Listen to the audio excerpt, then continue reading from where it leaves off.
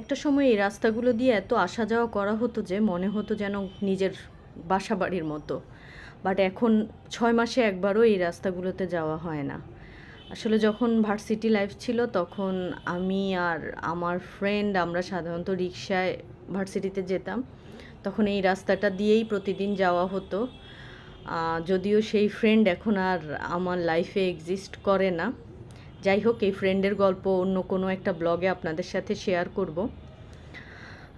তো এই রাস্তা দিয়ে দুজন গল্প করতে করতে আইসক্রিম খেতে খেতে ঝালমুড়ি খেতে খেতে এতটা দিন পার করেছি যে এই রাস্তায় গেলে সবসময় ওর কথাটাই সবার আগে মনে পড়ে।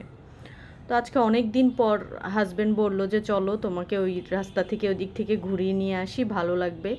আসলে অনেক দিন যাবৎ বাচ্চাটা অসুস্থ ছিল, একদম বাসায় থাকতে থাকতে বোর হয়ে গিয়েছিলাম।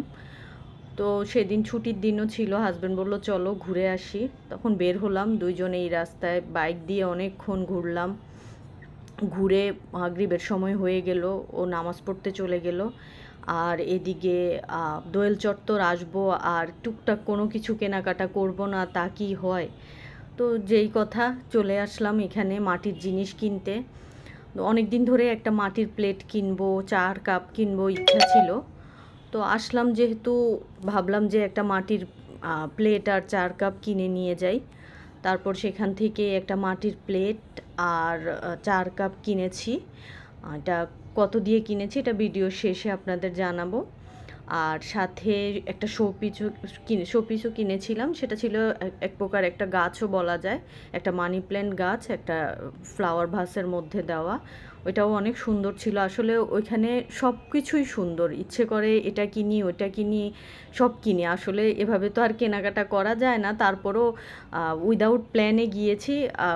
বাজেট ছিল মাত্র ৫০০ টাকার মধ্যে, যা পারি কেনাকাটা করব। হাজব্যান্ডকে বলে রাজি করাইছি যে দাও ৫০০ টাকা দাও, আমি যা পারি কিনবো। তো এখান থেকে তারপরেও খারাপ কিনে নাই, ৫০০ লাগেনি আমার, ৪০০ টাকার মধ্যে আমি ৩টে আইটেম কিনতে পেরেছি। তো ভালোই ছিল সবগুলো। আসলেই ওখানে দামটা যদিও অনেকে বলে রিজনেবল, আমার কাছে রিজনেবল মনে হয় না, মনে হয় যেন অনেক দাম। তারপরও দামাদামি করে নিলে কমে নেওয়া যায়, কিন্তু ওনারা চাইতে অনেক ভালোই দাম চায়, অনেক বেশি। তো এই যে আমি বাসায় নিয়ে আসলাম, আমি এই ফ্লাওয়ার ভাস সহ এই মানি প্ল্যান্ট গাছটা কিনি, অনেক সুন্দর ছিল এটা। তারপর হচ্ছে একটি মাটির চার কাপ আর পেরেজ কিনে, আর হচ্ছে একটা প্লেট কিনি। প্লেটটা নিয়েছিল ১২০ টাকা, কাপ আর পেরেজটা নিয়েছিল আপনার ১০০ টাকা, আর এই ফ্লাওয়ার ভাস সহ মানি প্ল্যান্ট গাছটা নিয়েছিল ২০০ টাকা।